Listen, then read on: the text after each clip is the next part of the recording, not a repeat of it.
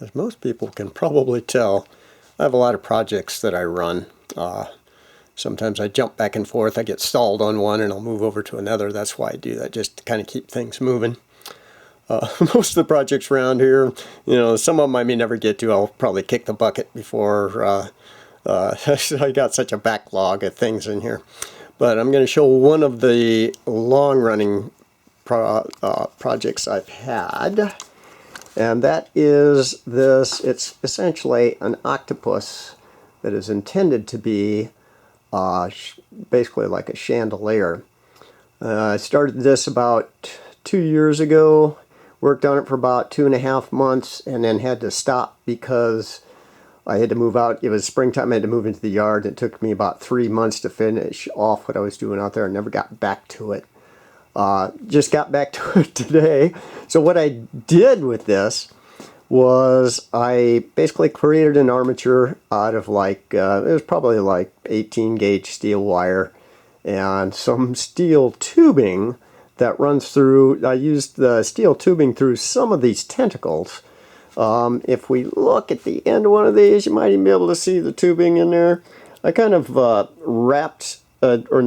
cut out these styrofoam circles that I put around it that I kind of formed the shape with. That's how I was able to get the increasing size on the tentacles. I used a set of hole saws. Not the easiest thing, but it worked, and it made a big mess, but it worked. And I just kind of sliced them through to the center and then pushed it over the top of the pipe, the tubing that I ran through. There's brake tubing is what I did. I ordered some off Amazon. And then what I did was I just I built this up, up here in the top part. I guess that's called the mantle or whatever it is on the, I may be wrong in the terminology, for the octopus back there. I made that out of cardboard, built up a skeleton on that. I kind of wrapped everything. I tried several different things. I used burlap up there on the head of it, the mantle or whatever it's called. And then for the tentacles, I used basically what you use for drywall tape, some of the fiber reinforced fiber tape. Wrap that around, and because I don't have lots of money all the time, I ended up using to cover that up with. I used Bondo. Bondo has some issues. There's some cracks in there here and there. I'm not terribly worried about that. It's not too heavy. It's heavy enough, but not too heavy.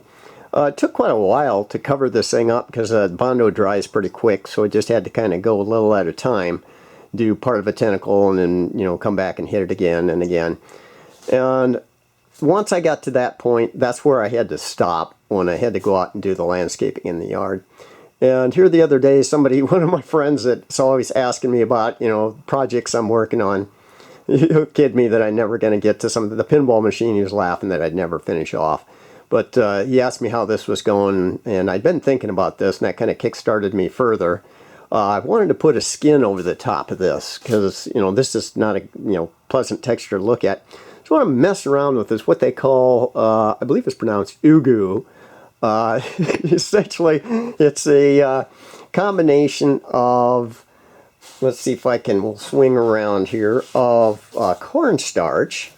So you take cornstarch and you take type 1 silicone, and you kind of, what I did was I laid it out here on I put out a piece of wax paper, threw some cornstarch down, and then I squirted some of the silicone down on there and put on some gloves and just started kneading it around. I got, before I started, I put starch all over the gloves, and it's, you see these old rubber gloves or latex gloves or whatever the heck they are there. And just kind of kneaded that around for quite a little while. Just kept putting some cornstarch in there. Cornstarch helps the silicone to dry. So if you have a thicker layer of it on there, we're going to swing back around this god-awful mess that I have in here. So that it's not as sticky, and number two, it'll help it dry. The cornstarch helps it dry.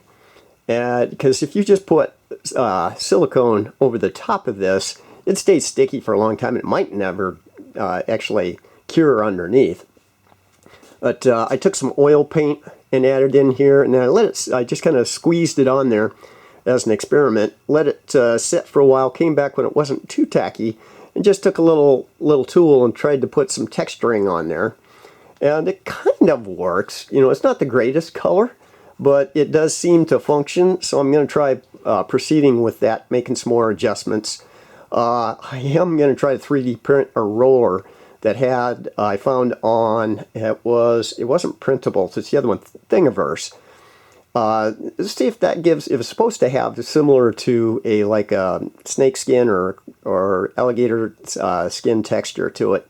We'll see if that works very well or not. Anyway, I'm going to try coating this whole thing with this Ugu, and we'll see how this goes. I'll have to, you know, again, I'll have to make some tweaks here and there for things to bring out the ends of the tentacles and try to run the wires through. That's going to be a challenge. Either way, even if I can't get the wires through to hang lamps on it, it'll still be an interesting sculpture on it. Got some eyes that I bought too, but we'll see how this turns out. This was one of those, like I said, this one's been running just a couple year project on it. But I'll shoot another video after I've got something more to show on this. So just one of the many projects around here.